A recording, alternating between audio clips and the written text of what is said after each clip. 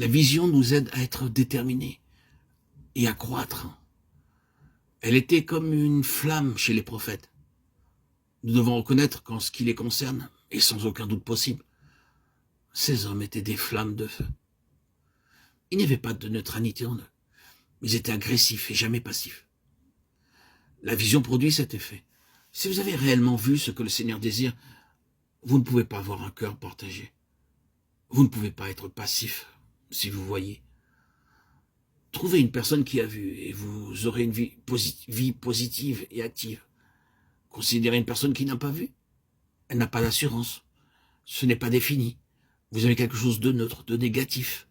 Quelqu'un sur lequel vous ne pouvez pas compter. Ces prophètes étaient des hommes comme des flammes de feu, car ils avaient vu. Et quand Israël était en conformité avec l'appel de Dieu, il était comme cela, positif, agressif. Lorsque la vision s'estompait, ils s'immobilisaient, se centraient sur eux-mêmes. Ils s'inscrivaient dans une succession de cercles toujours plus étroits et pour finir, n'aboutissaient nulle part. Cette agressivité, cette attitude positive, qui est la conséquence de la vision, donne au Seigneur le terrain qui lui est nécessaire pour pouvoir nous éduquer, nous discipliner. Cela ne signifie pas que nous ne commettrons jamais plus d'erreurs. Vous pouvez voir dans le Nouveau Testament, et j'espère que vous ne m'accuserez pas d'hérésie, que même un homme aussi crucifié que Paul pouvait faire des erreurs. Pierre, un homme tellement utilisé et discipliné, a commis des erreurs. Oui, les apôtres ont pu fauter, et les prophètes ont aussi fait des erreurs. Que fais-tu ici, Élie, 1 Roi 19:9? Cela voulait dire, tu n'as rien à faire ici. Oui, les prophètes et les apôtres ont pu faire des erreurs, et ils en ont fait. Mais il y a ceci de vrai parce qu'ils avaient vu, et qu'ils étaient entièrement livrés à ce qu'ils avaient vu de la pensée du Seigneur. Le Seigneur a pu largement outrepasser leur erreur, et souverainement les conduire en enseignant à ses serviteurs quelque chose de plus de sa personne, de ses voies. Vous ne trouverez jamais cela chez des personnes qui ne sont pas déterminées. De telles personnes ne savent pas comment s'accomplit une œuvre. Elles n'apprécient jamais très bien ce que veut véritablement le Seigneur. Cependant, il y a des personnes qui se livrent, qui vont de l'avant, tout droit dans la direction indiquée, quelle que soit la mesure de lumière que le Seigneur leur ait accordée.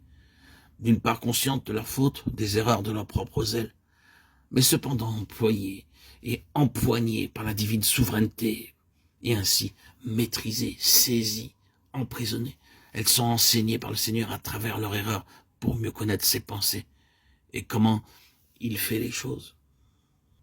Si nous temporisons sans être déterminés, demeurant dans l'expectative sans rien faire, en attendant tout savoir pour agir, nous n'apprendrons jamais rien. Nous ne serons jamais liés à la pensée de Dieu, ni saisis par ce qu'il veut nous enseigner. N'avez-vous pas remarqué que ce sont les hommes et les femmes avec un cœur brûlant pour le Seigneur, avec un zèle enflammé, ayant vraiment vu et saisi quelque chose du Seigneur, qui sont enseignés? Eux seuls peuvent être enseignés. Et le Seigneur les éduque. Il ne permet pas que leur maladresse ou que leur erreur ne les fasse sombrer.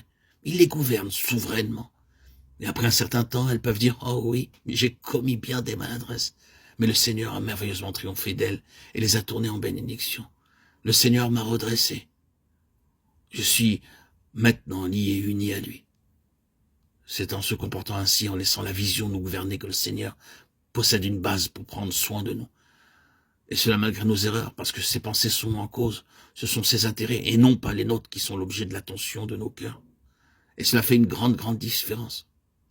Les prophètes et les apôtres ont appris à connaître le Seigneur de manière merveilleuse, à travers leurs erreurs. Car elles n'étaient pas la conséquence de leur entêtement naturel, mais d'une réelle passion pour Dieu, et pour ce qu'il leur avait fait voir de son dessein,